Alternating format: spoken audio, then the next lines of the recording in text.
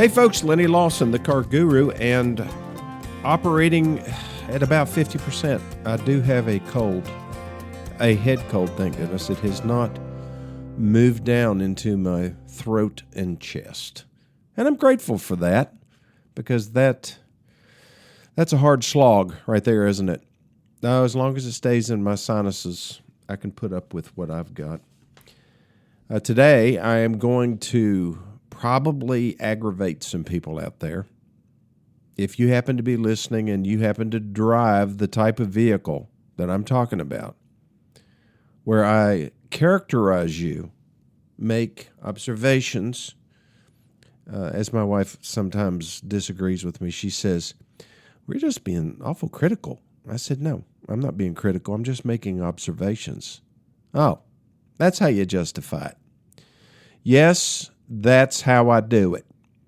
So I just completed a survey. It is the Fastest Driver Survey, and it was completed by me. No, not some government agency. They tend to exaggerate and draw false conclusions.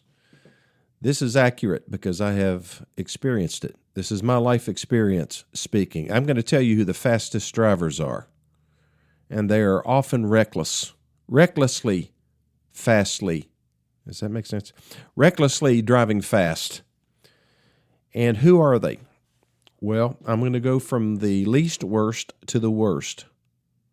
The first group are women, not all women. Women under 5 feet 5 inches tall, driving Tahoes, Yukons, and especially Escalades. These women, tailgate. They also hog the road.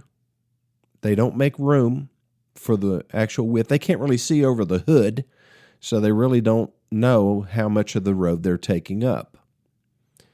And this is not an informal survey. This is formal. This is my experience. So if you're a woman under 5'5" driving a Tahoe or a Yukon or an Escalade, slow down and get a seat cushion so you can see over the steering wheel. Okay, number 2. Men under 55 driving Silverado or GMC 2500 HDs. Lots of times these men and they have deep tinted windows. Lots of times these men are pulling a trailer, and they have no clue how much of the road the trailer is taking up. They overdrive the conditions. They think they're in a Porsche. You're not in a Porsche. You, like the women I was just talking about, need to slow down and get your mind on driving and not on all the other issues that you're dealing with. I think a lot of these people are in construction. Not that I'm judging people in construction. As long as you're not driving a Silverado 2500 HD, you're good. Okay? The worst, the fastest drivers, the most reckless drivers. I hope I don't get sued over this. It's a large group if I do. Men under 45 driving any Ram pickup truck. Yes, you people are not only driving too fast, you're also the most competitive drivers. You do not like being passed on the interstate. And you never drive in the slow lane. You're always in the fast lane. If somebody comes up close behind you and you think you're going fast enough, you will slam on your brakes to get them off your tail. Now, I don't like tailgaters either, but that's not a smart thing to do. Wouldn't you agree? So, Ram truck drivers under 45, same advice. Slow down. It's also not a contest. Driving on the interstate, it's not really a race. If somebody passes you, that's okay. They don't even know you exist, really. They can see your behaviors, and they're not often very good. So, that's not criticism. Those are just observations. I'll be back in just 1 minute. I don't know, folks. Maybe it's the achiness, the cold. the difficulty in sleeping and breathing. Maybe that's what's got me in kind of a curmudgeonly mood. But yeah, it's easy to get that way. The reason I made these observations was just driving last week, just the behaviors. I mean, we all see it. It's a big problem where I live. People don't know how to use the median cut. They don't know how to turn. Like if you need to get to a business on the other side of the 4-lane, typically they'll have a median cut. They'll have a deceleration lane, and you pull into that, and then you're supposed to go to the far end of the median cut, just like the median is just a little road, a little short road, cute little road. You're supposed to be on the right-hand side of the road, not on the left-hand side of the road. Left-hand side, fine in England or the Grand Cayman Islands, but not in America. Get on the right-hand side. So it's these things. Driving to Knoxville on the interstate, I had to go down to Knoxville and back. So that's a 140-mile round trip for me, and then the next day, 140 miles down and back again. Why? Well, for a good reason. My grandson, Henry, had a baseball tournament down there. He's 7. And it was just a lot of driving on the interstate, and you just see it. The best place to see it? In the slow lane. I think the best way to travel, and I've learned this from experience, if the speed limit is 70, get in the slow lane and drive 65. You will never have to worry about passing somebody. Everybody will be passing you. You can relax. Nobody's going to mess with you. Nobody's going to tailgate you in the slow lane. Ram truck drivers, you'll never see one in the slow lane unless they're getting ready to turn right, get off the interstate. Other than that, no. No, they never leave the fast lane. And same thing with HD Silverado drivers. Same thing. Women in Escalades. They don't even know that those other lanes exist. I'll tell you another thing that's really strange. And this happened to me one time as I was on the interstate, and there was a sign that said merge right in 2 miles. And they were doing construction on I-40. And so I said, okay, 2 miles. I'll just keep going down the road. Well, everybody was in the slow lane. Everybody had moved over. And I'm just cruising. Now, this is a 3-lane on each side, okay? I'm going, and there's 2 wide open lanes, and I've got 2 miles before I have to get over. Everybody's already gotten over. Now, how do you feel about that? Do I need to get over and just be a good citizen? Well, I was cruising down through there. I said, this is ridiculous. It's in 2 miles. Why are they getting over now? It makes no sense. So I just kept driving down. All of a sudden, this 18-wheeler decides he's not having that. And so he starts coming over on me. So I was in the middle lane, and he comes over, and he blocks the middle lane. And then I get over to the fast lane to go around him. No, he's not having that either. He pulls over and literally runs me off the road. Now, my stubborn nature could have had something to do with this. So there was plenty of grass and median, or not median, but yeah, I guess median. And so I just got in that, accelerated, and went on around him. And he was blasting me with his horn. So he was determined that I was not going to be a rebel. Is that being a rebel? I mean, I can understand getting over when there's 1,000 feet left. Yeah, merge. Everybody starts merging there. It's fine. But I just, I was just cruising along down the interstate. I'm looking for helicopters. I said, what is going on here? Am I missing something? I mean, it's like 2 miles before you have to get over, and everybody's over. Did I break some kind of an unwritten law? I saw a Facebook post about this. It's happening in our hometown right now. They're redoing a bridge in Greenville, and it says merge right 1,500 feet, and people start merging right there. And there was a Facebook post about just ranting and raving about people who won't get over and tend to want to cut over in front of those people once they run out of tarmac. Now, I can understand, the people that speed by you. It's probably going to be somebody in a Ram truck. But, if it happens, just let them over. It's not a competition, right? Don't we have more things to worry about as far as, gas prices and wars? I wanted to look and see how common aggressive driving and even road rage is.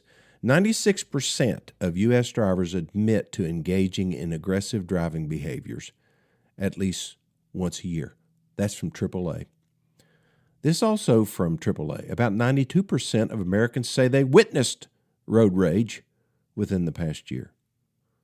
Have you ever seen like two people kind of going at it, going down the interstate?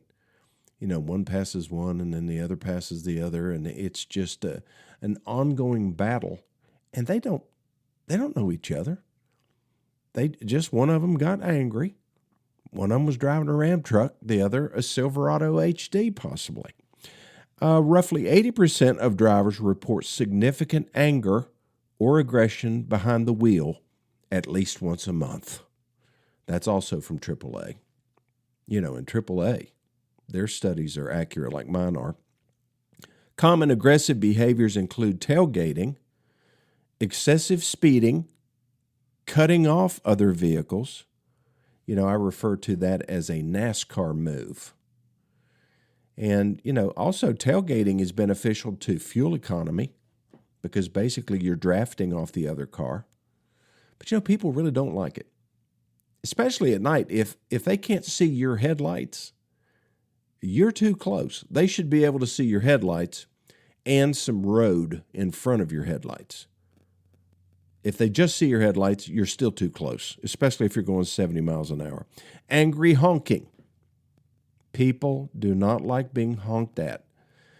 If you honk at somebody, even if they know they're wrong, you're going to get the middle finger, usually. That's what I've found, because I've honked at a few. And then unsafe lane changes, which to me is equivalent to cutting off other vehicles. As far as escalation to violence, around 11% of drivers admit to violent road rage actions. 11%, such as trying to block another vehicle or confronting another driver. A car is a lethal weapon, isn't it? I mean, you think about it. I guess the average car weighs somewhere around 3,500 pounds. But you look at an 18-wheeler, and we've seen some movies, where the truck driver goes crazy and pursues a family, with his truck and creating all kinds of havoc. In the U.S., over 200 murders and more than 12,000 injuries are linked to road rage over a recent 7-year period. Gun violence in road rage incidents has been increasing. 116 people were killed in such incidences in 2024 alone. A lot of people have guns in their cars. And, in today's time, I understand, I think you're supposed to have a carry permit, or maybe it's not supposed to be loaded. In some states, if you have it anywhere near your car, you're going to jail. Tennessee, a little bit different. You need to know what the laws are in your state with regards to carrying a gun. Some people will ignore them anyway, just like they do about a lot of things. Aggressive driving plays a major role in traffic crashes. It is associated with about 54 to 56% of fatal crashes in some safety analyses. Speeding contributes to about 29% of all U.S. traffic fatalities. So who are these aggressive drivers? Well, I've told you what they're driving.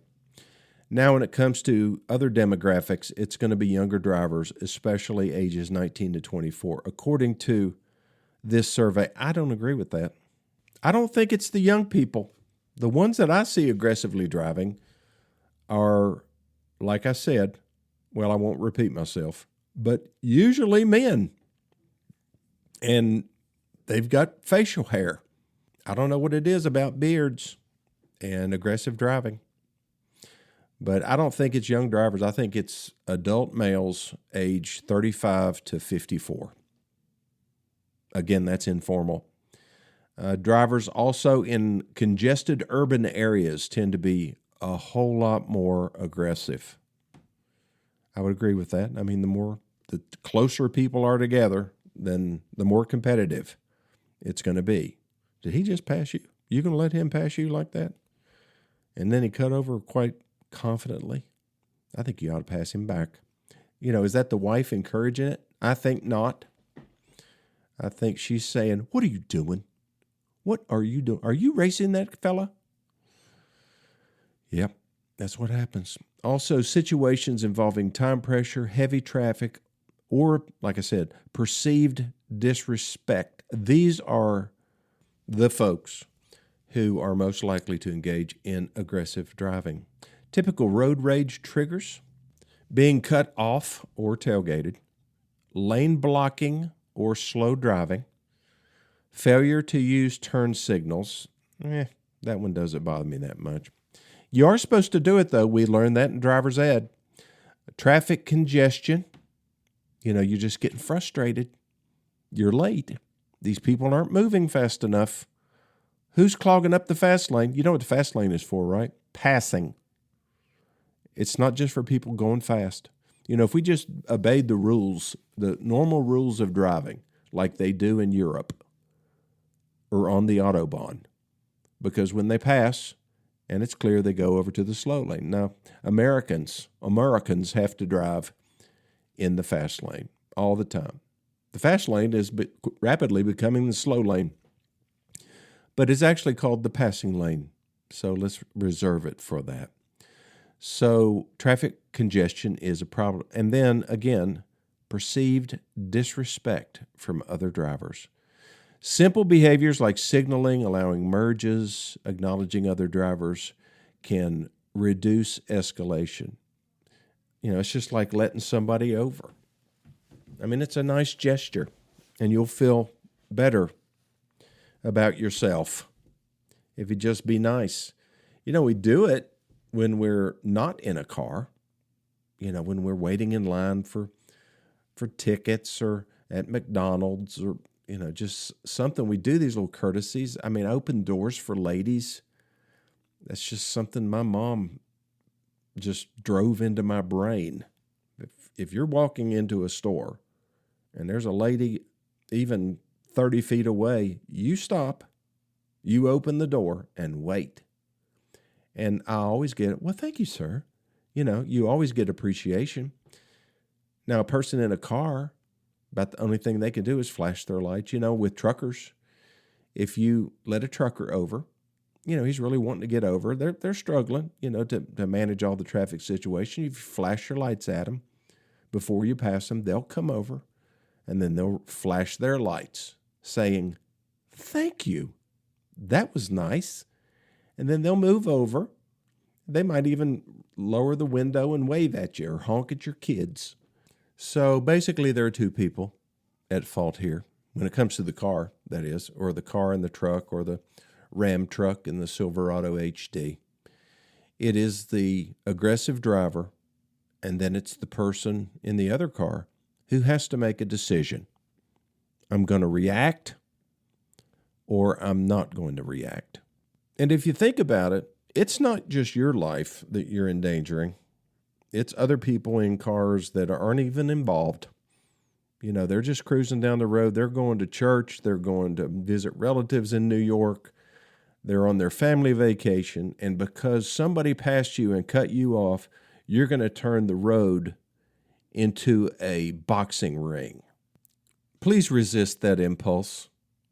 Don't respond like that.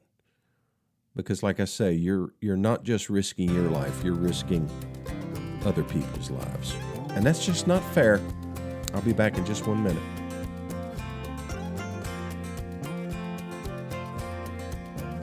So I probably should have started this episode with a disclaimer, especially the first part of it, that, gosh, I've got every alarm I've got going off. That's the only thing about modern society now.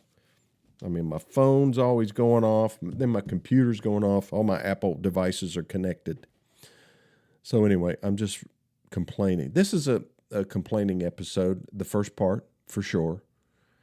And it was very judgmental on my part and tongue-in-cheek. So I really don't feel bad about those people. But it is, I have made these observations, and they may not be universally correct, but I think some of them are spot on. You probably know somebody driving one of those vehicles. You say, yep, that's him, all right. Or if you don't live in East Tennessee, maybe you live in Scotland and listening to My Car Guru, hey, that's my friend, and he's rather boorish on the road. So if you want to give me a hard time about these observations, feel free. 423-552-2020. That's my personal cell phone number. Send me a text. And if you have automotive questions regarding anything about your car, if I don't know the answer, I know where to get it. Like I've been pulling a lot of vehicle histories for folks the last couple of weeks. I invited folks to send me VIN numbers and condition and stuff like that so that I could, and mileage, of course, so that I could give them the market value of the vehicle they're thinking about trading. And I get those all over the country, and I appreciate, well, I'm glad I'm able to help you figure out what your trade-in is worth, because that's one of the 4 targets when you're trying to trade vehicles and working with salespeople and car dealers. One of the ways that they really pick up a lot of extra gross profit is by something they call under allowing for your trade-in, which means paying you less for your trade-in than it's worth. That way, when they book your trade and put it out there on a lot and sell it, they have more margin to work with. So don't let them under allow you for your trade-in. Get what your trade-in is worth.